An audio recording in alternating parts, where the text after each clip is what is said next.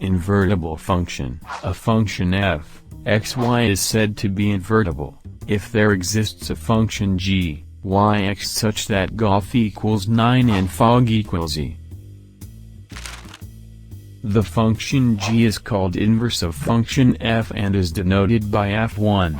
Note I, to prove a function invertible, one should prove that it is both 1 or onto, i.e. bijective.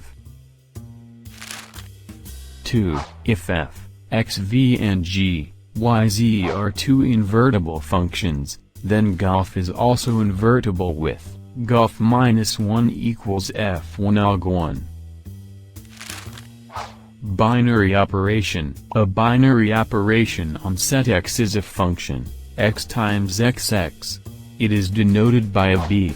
Commutative binary operation. A binary operation on set x is said to be commutative if a b equals b a, bx. Associative binary operation. A binary operation on set x is said to be associative if a, b, c equals a b, c, a, b, c x. Note, for a binary operation, we can neglect the bracket in an associative property.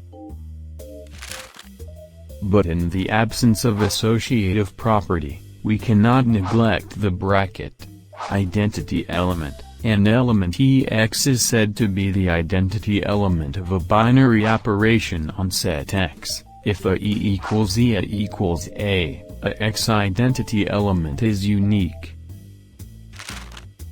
Note, 0 is an identity for the addition operation on R and 1 is an identity for the multiplication operation on R.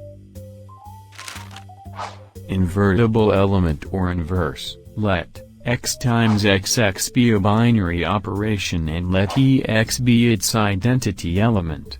An element x is said to be invertible with respect to the operation if there exists an element bx such that ob equals b equals e. Bx element b is called inverse of element a and is denoted by a1. Note, inverse of an element, if it exists, is unique. Operation table. When the number of elements in a set is small, then we can express a binary operation on the set through a table, called the operation table.